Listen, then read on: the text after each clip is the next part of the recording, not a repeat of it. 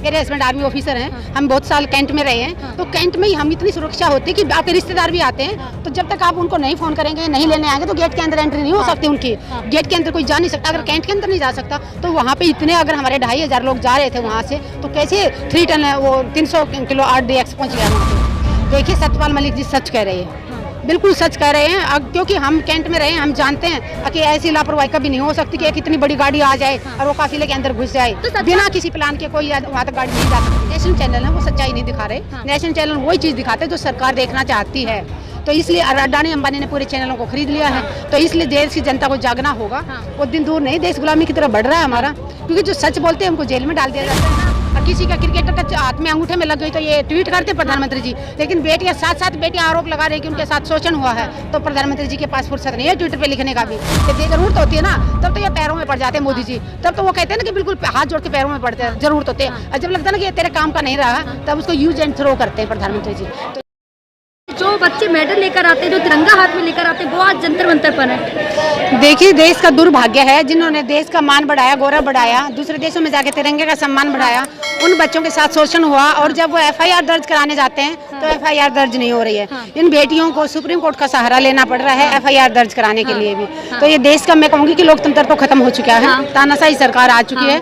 जो पीड़ित हैं वो दर दर की ठोकरें खा रहे हैं, अपराधी हैं वो कुर्सी भी पे बैठे हुए हैं और वो आराम से खुलेआम घूम रहे हैं। लेकिन क्या लग रहा है, जब राहुल गांधी शोषण की बात कहते हैं कि महिलाओं ने मुझसे कहा कि शोषण हो रहा है, तो दिल्ली पुलिस नोटिस लेकर उनके घर पहुंच गई, लेकिन वहीं जब ये बच्चे जो मेडल लेकर आते हैं ये दिल्ली पुलिस के पास जाते तो FIR दर्ज नहीं होती, क्योंकि ऊपर से हुक्म है ना, इनके आका का हुक्म है कि कोई FIR दर्ज नहीं होगी, क्योंकि जो आरोपी हैं, जिनके ऊपर आरोप लगे हैं, वो तो इन्हीं के नेता हैं। तो ये अपने नेता पे कोई कार्रवाई नहीं करना चाहते। चाहे आप बृजभूषण की बात कर लीजिए या हरियाणा के खेल मंत्री संदीप सिंह की बात कर लीजिए, उनका भी आज तक खट्टर साहब उसको बचाते आ रहे हैं, उस बेटी को अभी तक न्याय नहीं मिला है। कितनी सारी क्या चाह रही कि मिली भगत है, बिल्कुल मिली भगत है। ये लोग ऐसे लोगों को तो अपनी पार्टी में रखते हैं ना, कि जो जिसके ऊपर बलात्कार के आरोप लगे हों, मर्डर के आरोप लगे हों, उन लोगों को तो अपनी पार्टी ज्वाइन करवाते हैं। जो बात कह रही है उससे अपोजिट मोदी जी कहते हैं कि महिला सम्मान की, महिला सशक्तिकरण की जो सबसे ज्यादा बात होती है वो भाजपा में होती, किसी अन्य पार्टी में नहीं होती।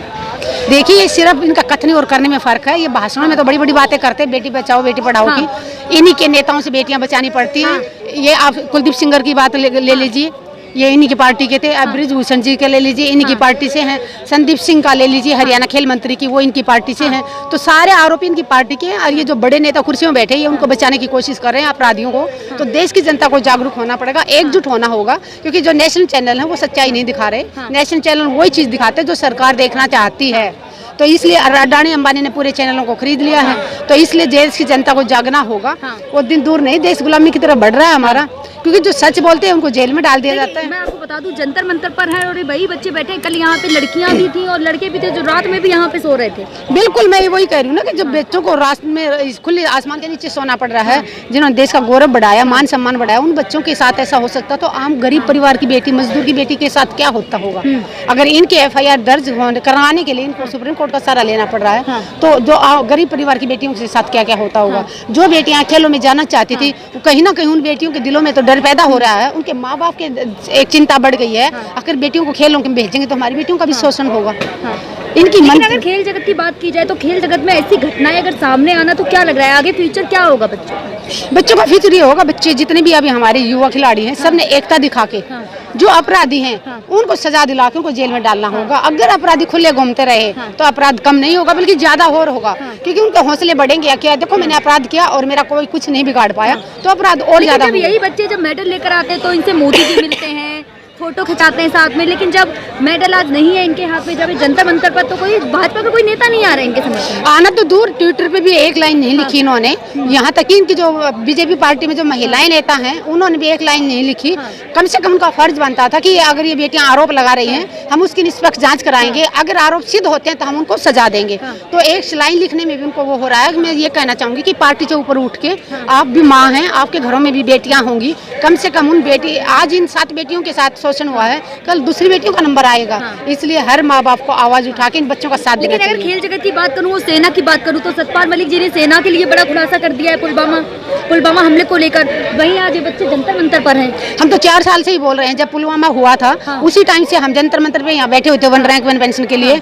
तब से ही हम चिल्ला रहे हैं कि सोची समझी साजिश थी, क्योंकि मेरे हस्बैंड आर्मी ऑफिसर हैं, हम बहुत साल कैंट में रहे हैं। तो कैंट में ही हम इतनी सुरक्षा होती है कि आपके रिश्तेदार भी आते हैं, तो जब तक आप उनको नहीं फोन करेंगे, नहीं लेने आएंगे, तो गेट के अंदर एंट्री नहीं हो सकती उनकी।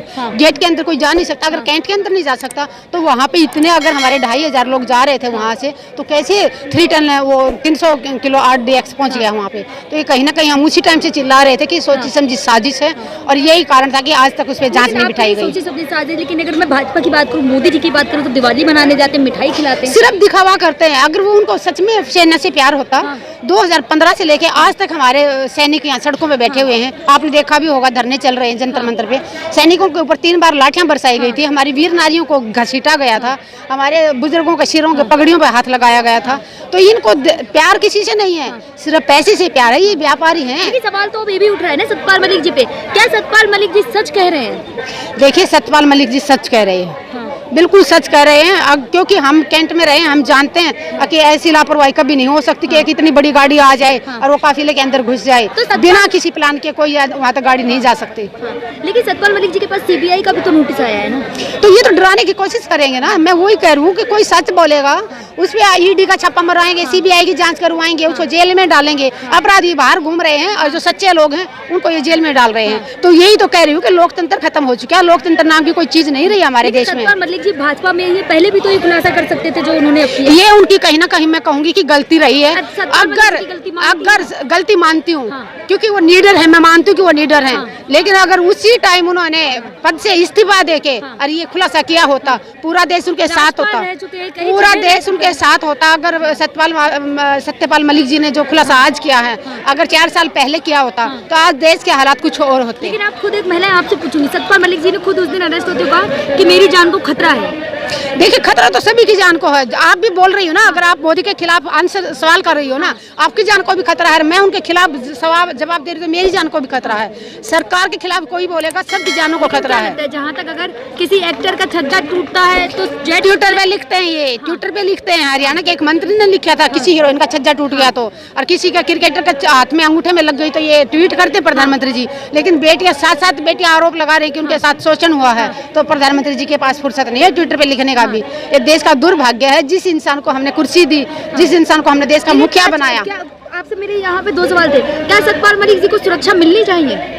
सुरक्षा उसके, हम सच्चे लोगों के लिए सारा देश साथ उनके, क्योंकि एक्टर्स को जेट प्लेस की सुरक्षा मिल जाती है अगर छज्जा टूटता है या फिर सत्यपाल मलिक जी को उनकी सुरक्षा की जरूरत नहीं है। इनके लोगों की सुरक्षा उनके अपने लोग दे रहे हैं। आप ये ना सोचिए, जो सच बोलेगा, सच के साथ सारे लोग खड़े हैं। लेकिन स्मृति ईरानी चुप है कहीं ना कहीं हर मुद्दे को। उनको एक माँ है, उनको समझना होगा कि उनके घर में भी बेटी है। उनकी बेटी की बात आती तो खुल के बाहर आती, मीडिया से बाइट करती, प्रेस कॉन्फ्रेंस करती। तो आप जाइए ना, आप लोग पत्रकार हैं, आप स्मृति ईरानी के घर जाइए और पूछिए कि आपके घर आप पूछिए उनसे जाके कि आप एक बेटी। नहीं, मैं कैसे बता सकती हूँ?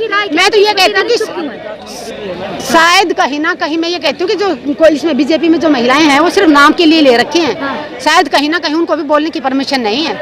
कहीं ना कहीं वो सिर्फ दिखाने के लिए महिलाओं को ले रखा। बोलने की परमिशन नहीं है। नहीं है बोलने की। आपने राष्ट्रपति जी को देखा था जब बाहर से अपने गेस्ट आए हुए थे दूसरे देशों से, प्रधानमंत्री जी आगे आगे चल रहे हैं। राष्ट्रपति जी को कोई सम्मान दे रहे थे? प्रधानमंत्री जी अपमान कर रहे थे वो उस टाइम। और हमारे जो उपराष्ट्रपति जी थे वो आके दोनों हाथ जोड़ के प्रणाम कर रहे हैं, उनका अपमान किया था। और जो पहले वाले राष्ट्रपति जो हमारे रिटायर होके जा रहे थे उस दिन इन्होंने अपमान किया। ये हर लोगों का अपमान करते हैं। जब जरूरत होती है ना तब तो ये पैरों में पड़ जाते हैं मोदी जी। तब तो वो कहते हैं ना कि बिल्कुल हाथ जोड़ के पैरों में पड़ते हैं, जरूरत होते हैं। जब लगता है ना कि तेरे काम का नहीं रहा तब उसको यूज एंड थ्रो करते हैं प्रधानमंत्री जी। तो ये चलिए आपसे लास्ट सवाल पूछूंगी, क्या लगता है कि यहाँ जो बच्चे बैठे हैं उनकी सुनी जाएगी आगे?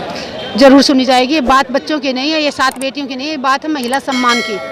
अगर आज 7 बेटियों के लिए साथ ये शोषण हुआ तो कल और बेटियों के साथ होगा। तो मैं पूरे देश की मातृशक्ति से अपील करती हूँ कि 7 बेटियों की ना सोचे, आप अपने घर में बेटियां। नोटिस तो दिया है ना हाँ, उन्होंने दिल्ली पुलिस को बोला, कार्रवाई करने के लिए बोला, तो वो देखिए कि एक बेटियों को FIR दर्ज कराने के लिए सुप्रीम कोर्ट का सहारा लेना पड़ रहा है। तो सारी मातृशक्ति को सामने आके इन बेटियों का साथ देना होगा। और बच्चों ने भी बताया कि जब तक न्याय नहीं मिल जाता, इस बार ये सरकार की बातों में आने वाले नहीं है। पिछली बार सरकार ने कहा, इन्होंने 3 दिन के अंदर इनका आंदोलन खत्म करवा दिया था। तो सरकार की बातों में आने वाले नहीं, जब तक न्याय नहीं मिल जाता बच्चे यहाँ बैठे रहेंगे और हम इनके साथ हैं। ठीक है।